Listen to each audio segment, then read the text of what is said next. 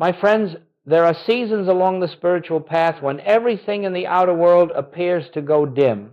Your prayers seem to rise into silence. Your faith stretches thin, and you wonder whether God has withdrawn himself from your experience. Yet I say to you, God has never withdrawn. The presence has never diminished. What has been happening in those hours of darkness is not abandonment, but preparation. The soul is being ready for a deeper recognition of the kingdom that has always been within. Many of you have walked through such nights. You have remained faithful when there was nothing in the outer world to confirm your faithfulness. You prayed when no answer came. You trusted when no evidence supported trust. You waited when waiting felt unbearable. And yet, something in you kept you from turning away. Something held you steady. That something was not human strength. It was the invisible activity of the Spirit moving silently within your own consciousness. You see, the darkness is not a mistake in your journey. It is a necessary part of it. Every soul that awakens must come to the end of depending upon the outer world for assurance, for safety, for direction. And the only way this dependency is dissolved is through a period in which the outer world fails to supply what you once relied upon. In that moment, you are being invited gently, though it may not feel gentle, to look within, to discover the source you have always had but perhaps never known intimately. So I say to you today, if you have endured such a season, if you have been faithful when all was dark, understand that you were not waiting for God. God was waiting for you, waiting for the moment when you would cease looking outward and become still enough to recognize the presence already within your own being. The silence you experienced was not the absence of God. It was the quieting of everything that keeps you from hearing God. And now, because you have stayed faithful, you stand at the threshold of something new, not as a reward, not as compensation, but as the natural next step in your unfoldment. For the kingdom of God, which has never been separate from you, is preparing to reveal itself not as a promise for some distant day, but as the living reality of your own consciousness. Remain open, and you will see that what appeared to be darkness was merely the night before dawn. Let us look more deeply now at why these periods of darkness precede spiritual illumination. It may seem, from a human standpoint, that something has gone wrong, that God has stepped away, or that your spiritual practice has somehow failed, but this is never the case. There is no place where God is not. There is no moment in which the presence withdraws. What does withdraw is your reliance upon appearances, your dependence upon the outer world to sustain you, guide you, or reassure you. That is what fades. And as it fades, you may interpret the fading as darkness. But the darkness is only the dissolving of a false sense of self. You see, we have been conditioned for lifetimes to believe that safety lies in circumstances, that supply is measured by accounts, that harmony depends upon other people behaving harmoniously. And as long as we believe these things, we cannot behold the kingdom. For the kingdom is not in conditions. The kingdom is not in form. The kingdom is not in what comes and goes. The kingdom is a state of consciousness, a recognition of the presence that is already complete. Before that recognition dawns, the old foundation must give way. Not because God tears it down, but because you have outgrown it. The soul is ready to move into a higher understanding. And when the soul is ready, the structures of fear and separation must fall. Their falling is what you have called darkness. This is why every mystic, every sincere seeker, every student of spiritual truth has known a time when God seemed absent. Yet God was never absent. Only the belief in separation was being stripped away. The silence you heard was not divine rejection. It was the mind losing its dependence on outer reassurance so that inner recognition could emerge. In those moments, you are being invited to discover something entirely new, that you do not need a sign or a circumstance or an answered prayer to know God. You need only awareness. You need only stillness. You need only the quiet recognition that the life, the love, the intelligence you seek is already the substance of your being. So the darkness precedes illumination, not as punishment, not as trial, but as the gentle removal of everything that prevents you from seeing what has always been true. The night comes because the dawn is near. The silence comes because a deeper hearing is opening. The emptiness comes because fullness is ready to reveal itself. When you understand this, you no longer fear the dark. You no longer resist the silence. You no longer panic when the outer seems to fall away. You recognize that every dissolution is clearing the space for something higher, something purer, something truer. And that something is the kingdom within you, preparing to shine. Now we come to a truth that must be understood if you are to recognize what is unfolding within you. During those periods when you felt nothing, heard nothing, and saw no sign of progress, something was growing beneath the surface of your awareness. Something invisible, yet profoundly real. The kingdom of God was not approaching you from the outside, it was rising within your consciousness.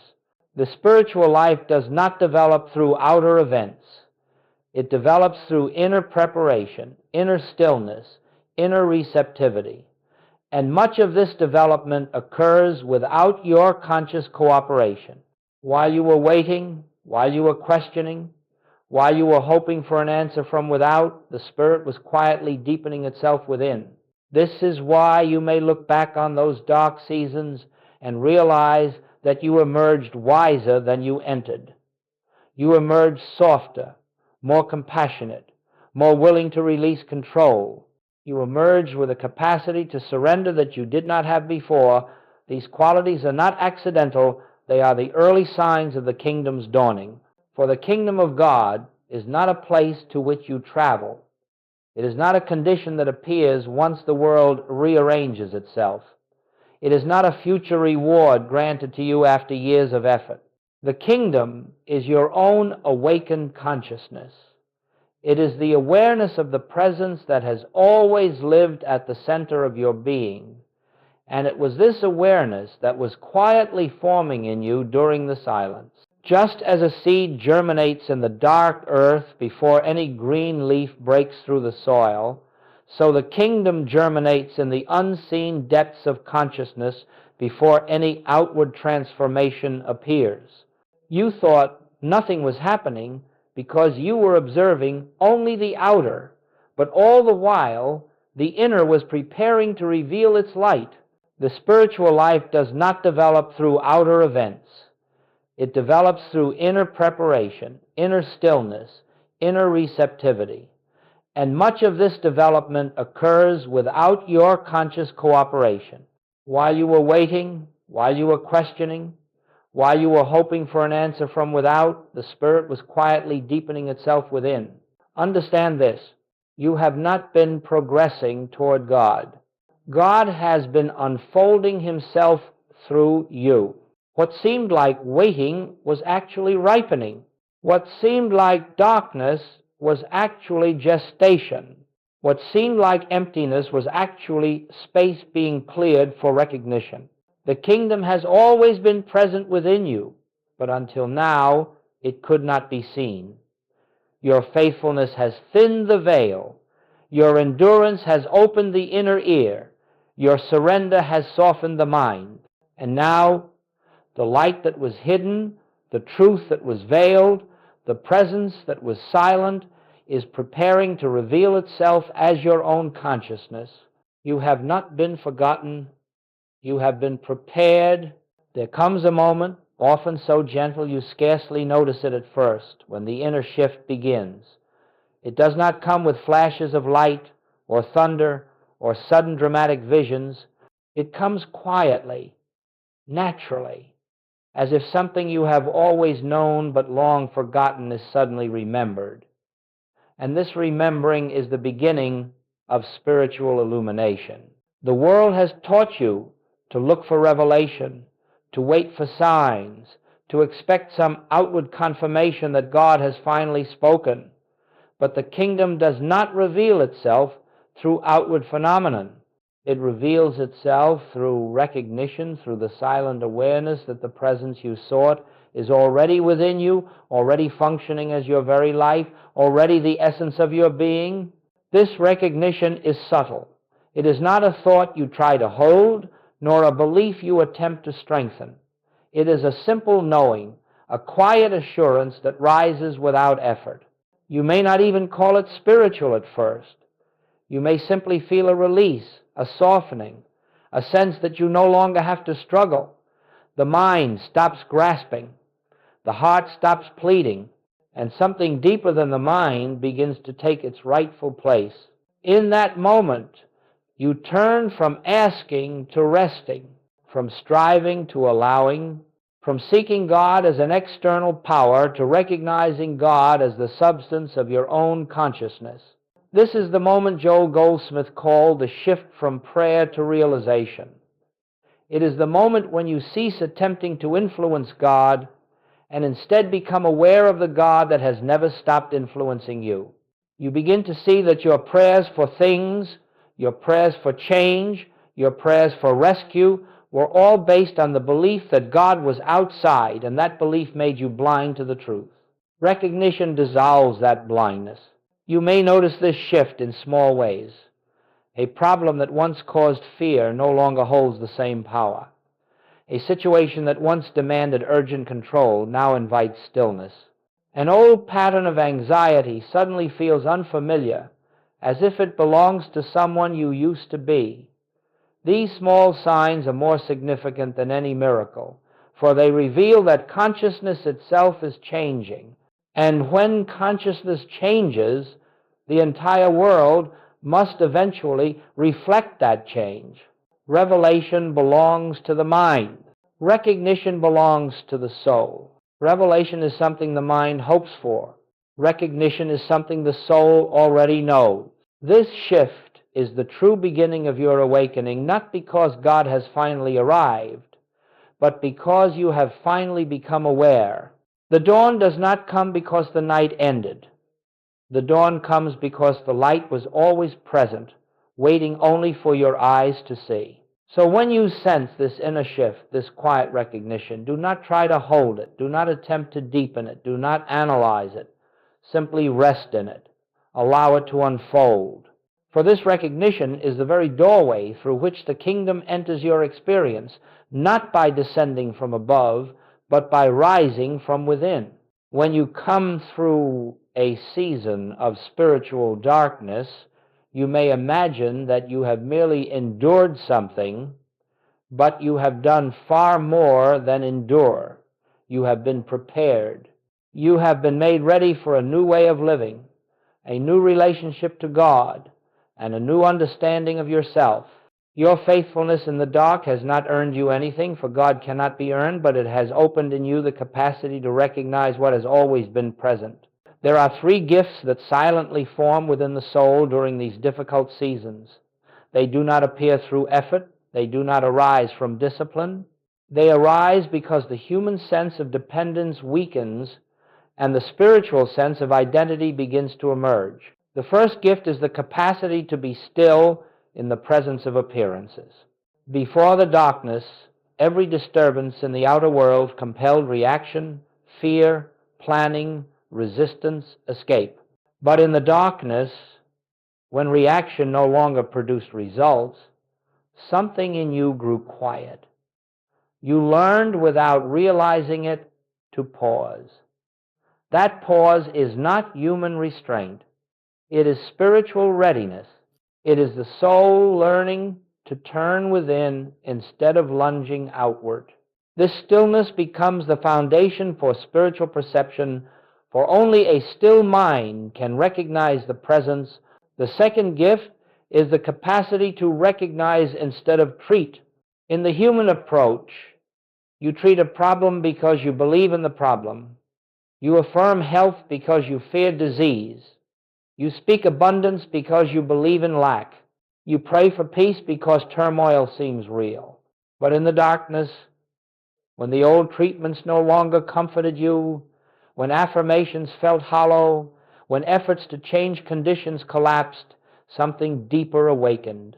You began, however faintly, to sense that the truth you seek is not something you create, it is something you acknowledge.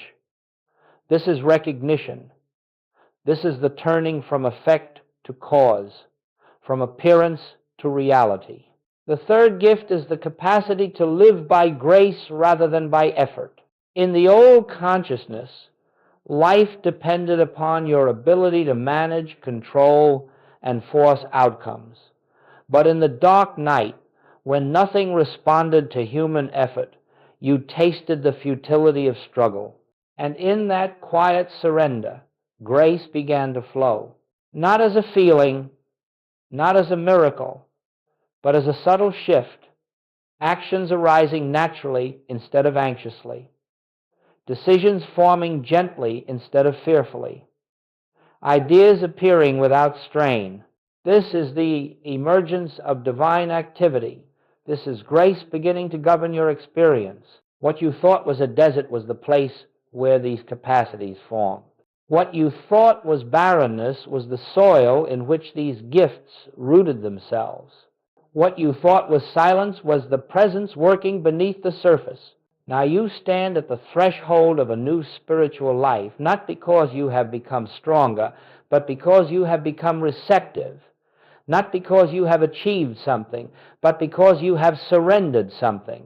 And this receptivity is the only requirement for the kingdom to reveal itself. For the kingdom does not respond to force, it responds to openness. And your faithfulness in the dark has opened you. So do not look back at that season with regret or fear or confusion.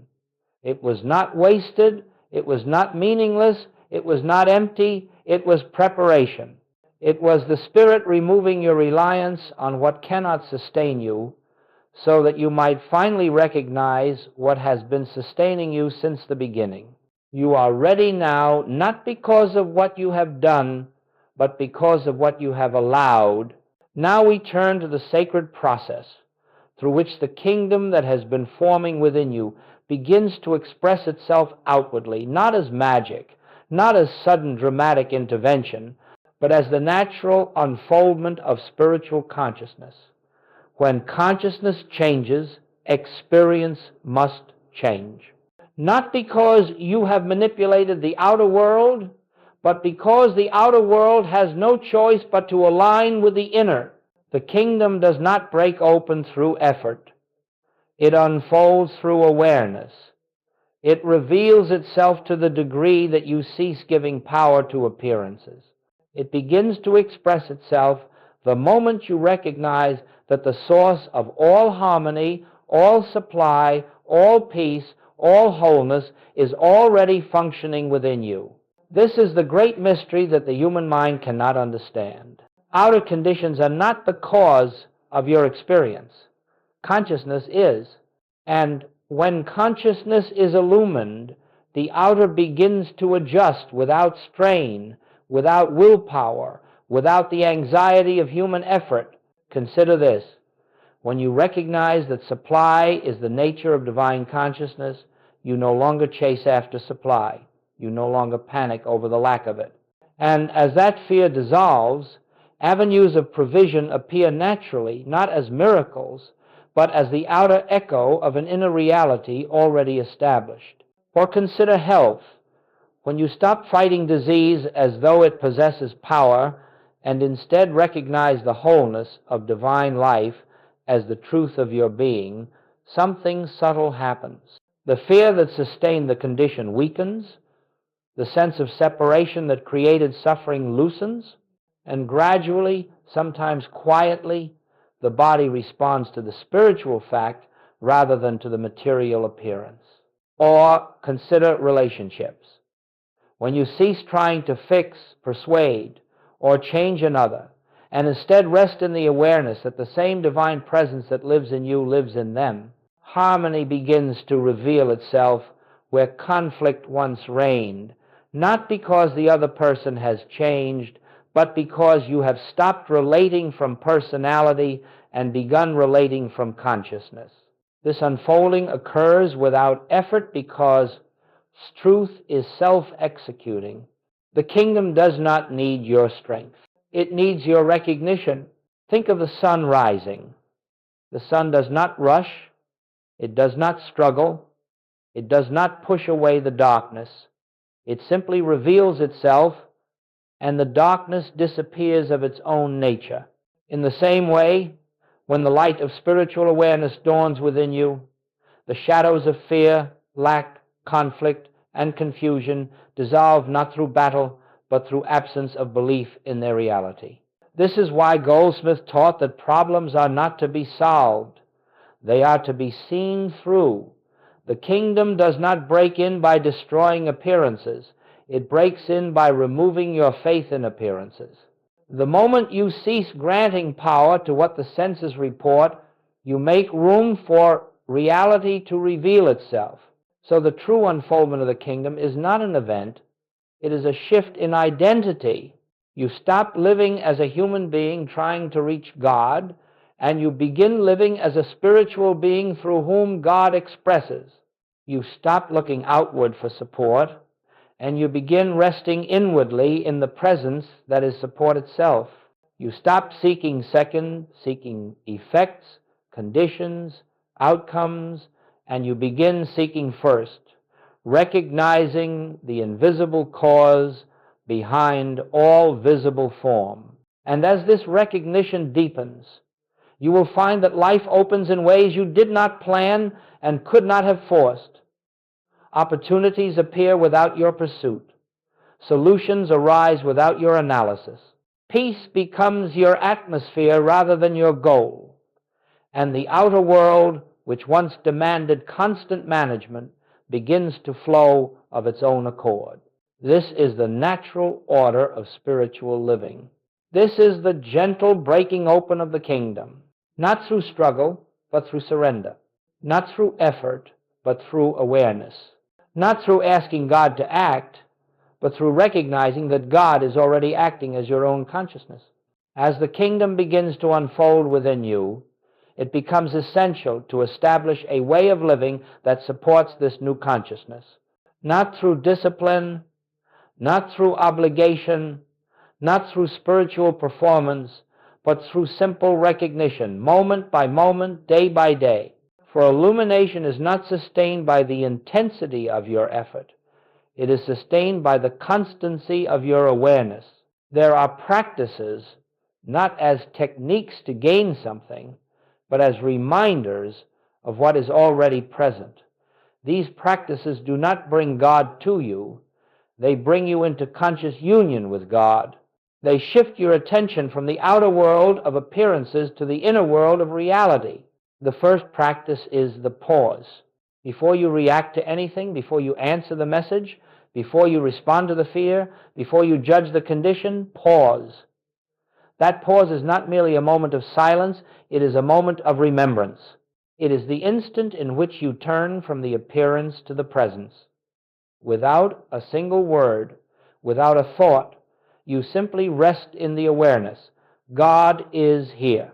This pause breaks the momentum of the conditioned mind and opens the door to spiritual perception. The second practice is the inner statement, not as affirmation, but as recognition. I and the Father are one. The kingdom of God is within me. Divine presence is the reality of my being. These words are not used to persuade the mind. They are used to acknowledge what is eternally true. They are reminders, not requests, recognitions, not treatments. And as these recognitions arise within you, they shift the center of your identity from the human self to the spiritual self that is one with God. The third practice is the stillness of listening. Set aside a few minutes each day, 5 minutes, 2 minutes, even 60 seconds to sit in quiet awareness without asking for anything. This is Goldsmith's meditation of listening. You are not trying to achieve silence. The silence is already present. You are simply becoming aware of it. And in that awareness, The activity of the Spirit begins to move without interference. This stillness becomes the resting place of your soul. The fourth practice is non-reaction. When a problem appears, the human impulse is to resist it, fight it, or immediately attempt to correct it. But non-reaction does not deny the appearance. It simply refuses to give it power. You let the appearance be what it is, while you rest in the truth that divine consciousness alone is the governing power.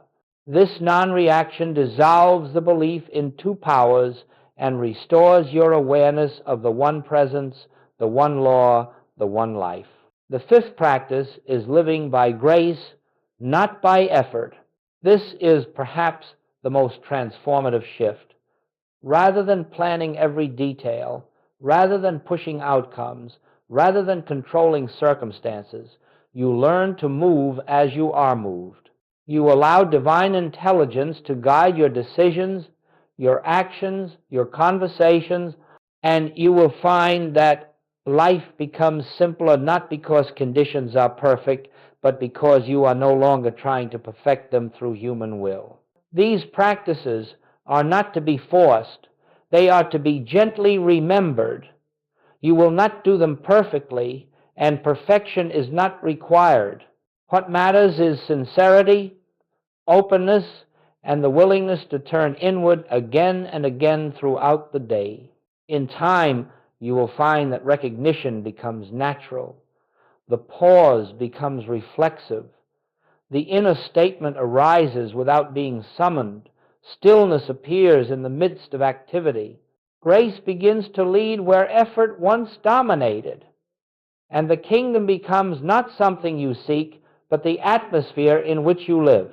This is the new way of living, not striving to bring God into your life, but recognizing that God is your life. Not attempting to manifest good, but discovering the good that has always been present. Not leaning on the outer world for stability, but resting in the inner world where stability never changes.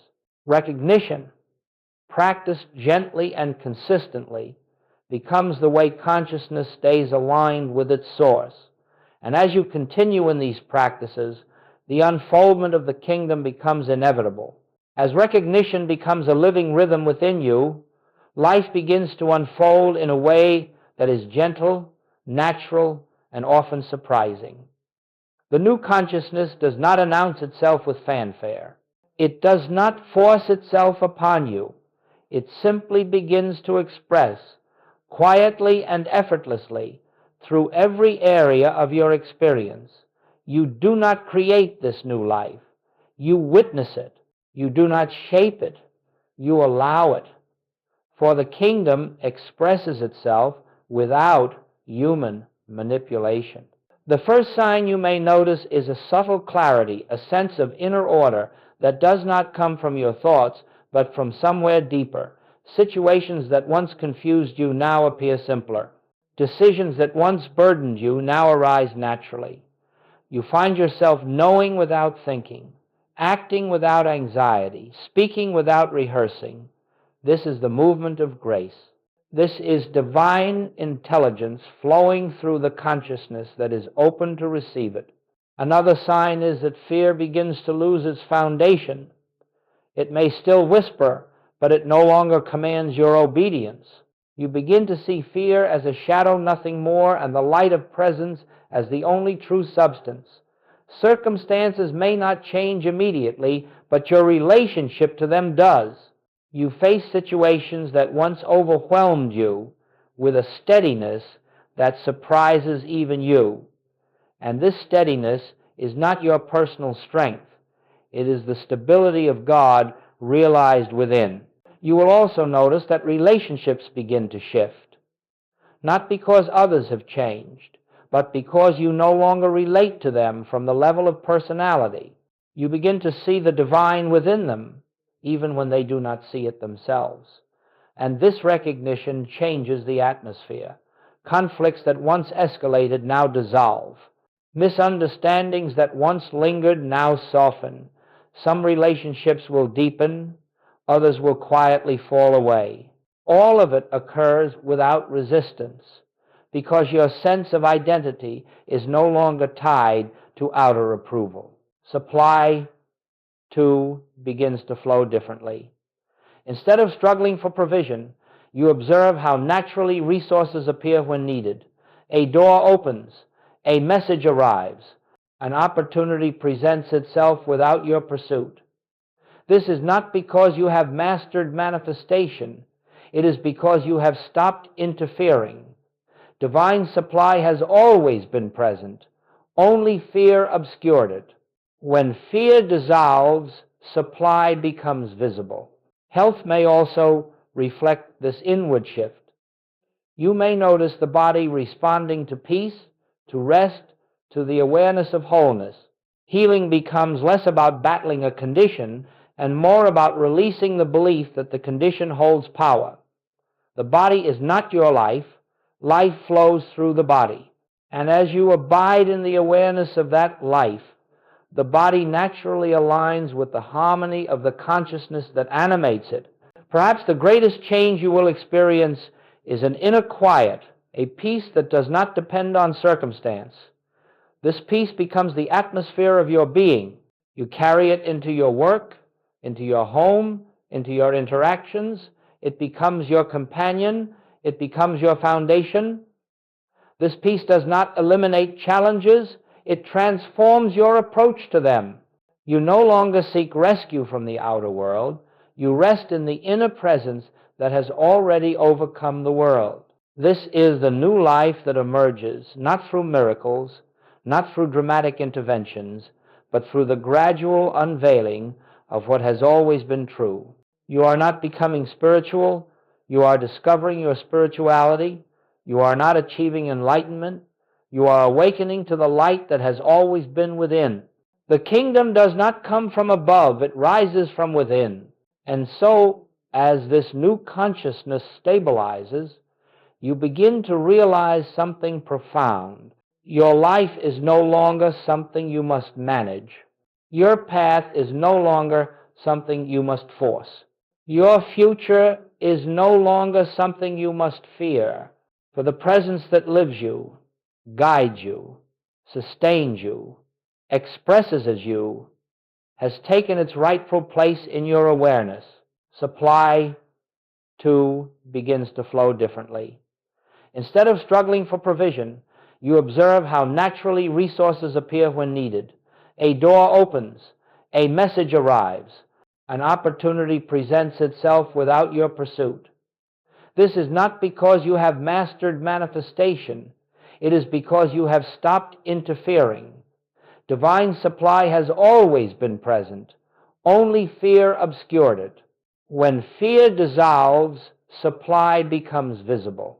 This is the life that emerges when the kingdom within you breaks open, and it comes not because you have earned it, but because you have recognized it.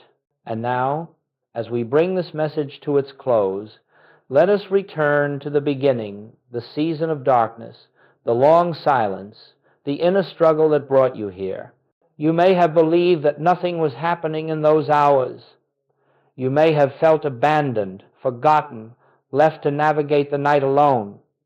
But now you see what truly occurred. Your faithfulness was not unnoticed. Your faithfulness was the very door through which the kingdom could enter your awareness. Every moment you refused to surrender to despair, every moment you continued seeking when you felt nothing, every moment you turned toward God instead of away. These moments formed the opening, the space, the inner receptivity that allowed the presence to reveal itself. You were not waiting for God. God was waiting for you to be still enough to hear, open enough to receive, empty enough to recognize. What you thought was endurance was actually transformation. What you thought was silence was preparation. What you thought was delay was the dissolving of everything that stood between you and the awareness of the kingdom within. And so, I say to you now, your faithfulness has not earned the kingdom, for the kingdom has never been withheld from you. But your faithfulness has prepared you for the recognition of what has always been yours. Do not look back with regret on the darkness. It brought you here. Do not judge the silence. It opened your inner ear. Do not fear the unknown. You are no longer walking from the old consciousness. You are walking from the presence that now lives consciously in you. From this moment on, let your life be guided not by effort, but by awareness. Not by fear, but by trust. Not by appearances, but by the presence that stands behind appearances. Let the kingdom continue to unfold in your stillness, in your recognition, in your quiet willingness to turn within again and again. This is the path. This is the truth. This is the life. And you, who have remained faithful in the night, now awaken to the dawn that was being prepared for you all along. Rest in this truth. The kingdom is within you. It is complete. It is whole. It is here, and it is yours by divine right of being. May the peace of this recognition go with you, guide you, sustain you, and express itself through every moment of your unfolding life.